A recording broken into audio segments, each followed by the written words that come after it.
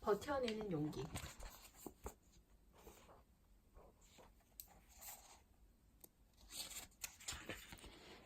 제2장 인생의 목적을 먼저 생각하라.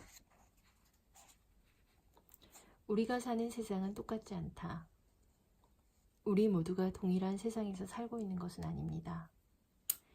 우리는 각자가 의미를 부여한 세상에서 살고 있을 뿐입니다. 어린 시절에 불행했던 경험도 어떻게 의미를 부여하느냐에 따라 상황 해석이 완전히 달라집니다. 어떤 사람은 자신이 겪은 불행이 자신과는 무관한 일이기 때문에 앞으로 얼마든지 피해갈 수 있다고 생각합니다. 불행한 일이 다시 일어나지 않도록 노력해서 자신의 아이들은 더 나은 상황에서 지낼 수 있어야 한다고 생각하지요. 그러나 똑같은 경험을 한 다른 사람이 이렇게 말할 수도 있을 겁니다. 인생은 불공평하다. 다른 사람들은 늘 일이 술술 풀리는데 나만 왜 이 모양이지? 세상이 내게 이토록 혹독한데 왜 나는 다른 사람들을 잘 대해야 하지? 자녀를 둔 부모라면 이렇게 말할 수도 있겠지요. 내 어린 시절은 힘들었지만 잘 극복해내었다. 내 아이도 그래야 한다. 이와 다르게 어린 시절을 불행하게 보냈으니 무슨 일을 저질러도 나는 용서받아야 한다는 식으로 생각하는 사람도 있을 겁니다. 이렇게 사람들의 생각을 들어보면 그들이 인생에 어떤 의미를 부여해 어떻게 행동하고 있는지 알 수 있습니다. 그 말은 인생을 해석하는 시각을 바꾸면 행동도 바뀌지만 시각을 바꾸지 않으면 우리의 행동은 결코 바뀌지 않는다는 의미입니다. 어린 시절을 해석하는 방식은 사람마다 저마다 다릅니다. 개인 심리학의 결정론과 다른 점이 여기에 있습니다. 여기서 결정론이란 말을 사용한다는 데 주목해야 합니다. 어떤 사건이 원인이 되어 반드시 어떤 상황에 이른다고 생각하는 것을 결정론 혹은 원인론이라 하지요. 아들러는 어떤 경험도 그 자체로는 지금의 성공 혹은 실패를 좌우하지 않는다고 봤습니다. 자신이 경험한 소위 트라우마라는 충격 때문에 지금의 고통을 받는 게 아니란 겁니다.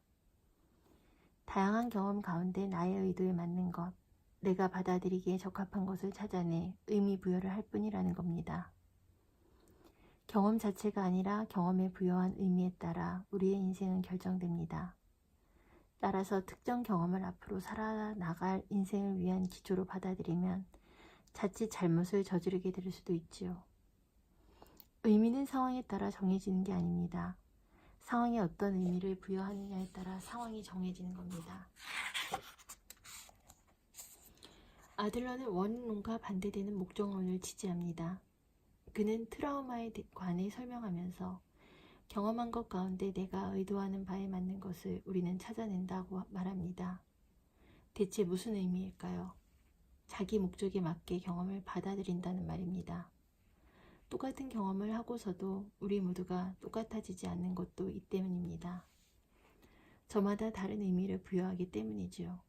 과거의 경험만 그런 게 아닙니다. 눈앞의 상황까지도 각자 다르게 받아들입니다. 지금부터는 아들러가 채택한 목적론에 대해 살펴보겠습니다. 모든 선택은 내 의지였다. 인간은 외부 자극이나 환경에 단순히 기계적으로 반응하지 않습니다. 자연재해나 사건, 사고를 직접 당했을 때는 말할 것도 없고 가족이나 친지가 상처를 입거나 목숨을 잃었을 때 누구나 큰 영향을 받지만 모든 사람이 똑같이 받아들이는 건 아닙니다. 마음의 상처를 입어 오래도록 아파하는 사람이 있는가 하면 곧 충격에서 벗어나 재기하는 사람도 있죠.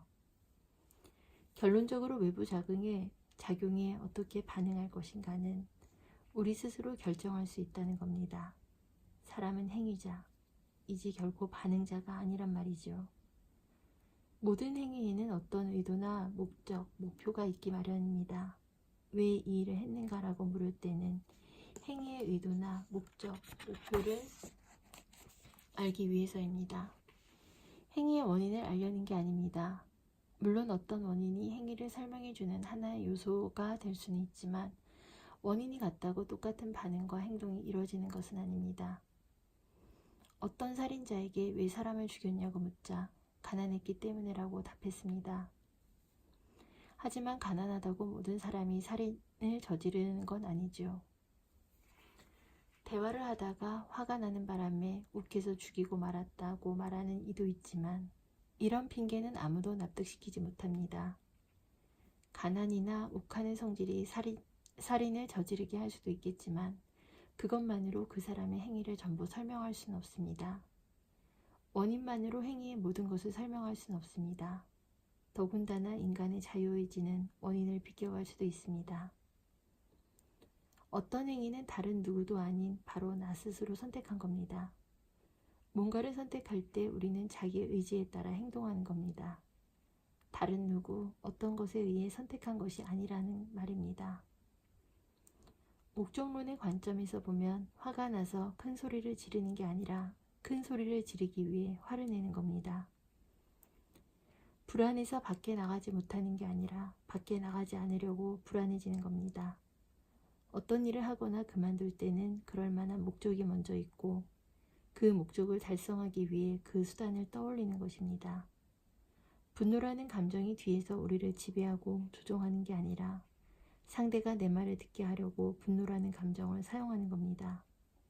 타인의 동정을 얻기 위해 슬픔이라는 감정을 만들어내는 것도 같은 이치지요. 마음과 신체만 놓고 봐도 그렇습니다. 어떤 목적을 달성하기 위해 우리는 신체를 사용합니다. 신체와 그것을 사용하는 나 자신은 별개입니다. 내가 뇌를 사용하는 것이지 뇌가 나를 사용하는 것은 아니지 않습니까? 아들러는 온갖 심리 현상을 운동이라는 관점에서 봤습니다. 운동에는 어떤 목표가 있고 그 목표를 향해 신체는 나아갑니다. 아들러가 이런 인식에 이른 것은 어릴 때 자유롭게 움직일 수 없었던 경험과 관련이 있을지 모릅니다. 건강한 사람은 신체를 움직이는 것을 지극히 당연하게 여길 테지만 아들러는 그렇지 않았으니까요. 그래서 아들러에게 운동은 단순히 물리적인 이동이 아니라 힘겨운 현실을 헤쳐나가는 좀 더 나은 입장에 서기 위한 노력이기도 합니다. 인생에서 무엇이 선인가?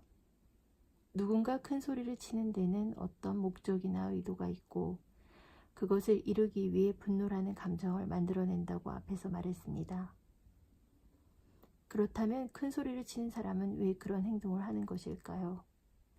그 설명에 앞서 소크라테스의 역설로 알려진 명제 누구 하나 악을 원하는 자는 없다부터 살펴보겠습니다. 플라톤의 메논에 나오는 이 말에 즉각 반론하는 사람이 있을 겁니다.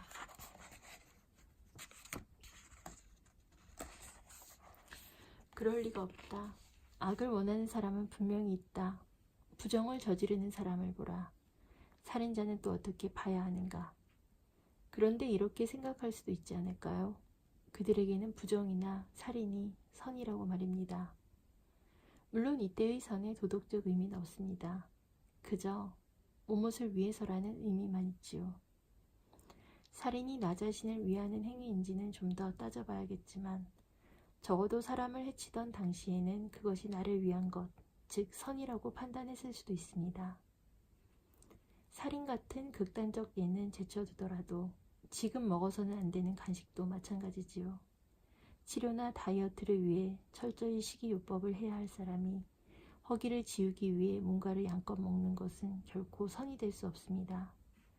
결과적으로는 나를 위한 일이 아니니까요. 하지만 간식을 먹을 당시에는 먹는 게 선이라고 판단했을 겁니다. 이처럼 사람이 어떤 행위를 할 때는 그 일이 나에게 선이라고 판단했기 때문입니다. 그 선이 바로 그 행위의 목적 혹은 목표인 셈이죠. 모든 행위에는 목적이 있다. 이처럼 선을 추구하는 행위는 우리의 의지, 그러니까 자유의지를 따르는 것이라고 아들러는 말합니다. 마음먹은 것과 다르게 행동을 했다거나 신체적 욕구에 굴복해 해서는 안 되는 행동을 했다는 말은 받아들이지 않았습니다. 아들러는 인간을 더 이상 나눌 수 없는 전체로서 통일된 존재로 보았기 때문에 인간을 마음과 신체, 감정과 이성, 의식과 무의식으로 나누는 이원론에 반대했지요. 아들러는 프로이트와 달리 무의식을 의식에서 떨어져 나온 독립된 작용으로 보지 않았습니다. 의식과 무의식은 얼핏 모순되는 것처럼 보이지만 상보적이고 상호협력적이라는 것이죠. 자유의지에 따라 행동한다고 했을 때 그 의지의 첫걸음은 스스로 내딛는 것입니다. 그렇게 하는 것이 나에게 선이라고 판단했기 때문이지요. 여기서 소크라테스 얘기로 다시 돌아가 보겠습니다. 소크라테스는 사형 판결을 받고 형이 집행될 때까지 감옥에 갇혀 있었습니다. 아테네 사람들은 그러는 것이 선이라고 생각했습니다. 소크라테스 자신도 마찬가지였습니다. 탈옥하는 게 낫다고 판단했다면 일찌감치 해외로 도망쳤을 겁니다. 나를 위하는 것, 즉 선이야말로 그 행동의 진짜 원인이고 그 외의 것들은 부차적인 원인에 지나지 않았던 거죠. 아리스토텔레스는 조각을 예로 들면서 원인론을 이렇게 설명합니다. 청동, 대리석, 점토가 없으면 조각은 완성되지 않습니다. 이것을 소재인, 무엇으로 이루어져 있는가 이라고 합니다. 대리석이 눈앞에 있어도 그것을 조각할 사람이 없다면 조각은 완성되지 못합니다. 이것을 작용인, 행위가 거기서 시작된다 이라고 하지요. 조각가는 상을 조각할 때 먼저 무엇을 만들지 머릿속에 떠올립니다. 조각으로 무엇을 표현할지 생각하는 것인데 그 가상 이미지를 가리켜 형상인, 무엇인가 이라고 했습니다. 하지만 이것들만으로 조각이 완성되는 것은 아닙니다. 무엇보다 조각가가 조각상을 만들겠다는 생각이 있어야 합니다. 혼자 보며 즐기려는 것인지 돈을 벌려는 것인지 이렇게 어떤 목적을 위해 조각상을 만드는 것, 이것을 목적인이라고 하는데 선으로 바꿔 부를 수 있습니다. 아들러도 주요 원인으로 목적을 생각했습니다. 다른 원인들은 모두 목적에 종속된다고 생각했습니다. 어떤 행위에 대하여 왜라고 물을 때 아들러가 사용한 원인이란 말은 물리학이나 과학적 인과 법칙 차원에서 사용한 게 아닙니다. 뇌나 신체 장기의 생리적, 생화학적 상태와 변화는 심신증의 소재인 이긴 하지만 목적론의 입장에서 보면 이것이 직접적으로 증상을 일으키는 건 아니라고 보았습니다. 뇌경색이 일어나면 신체적 장애가 발생합니다. 하지만 재활에 힘을 쏘으면 한두 걸음이라도 걸을 수 있게 됩니다. 재활 훈련을 하는 것은 다른 누구도 아닌 자기 자신이 그것을 선이라고 판단했기 때문입니다. 바로 그 선이 행동의 목적이 됩니다.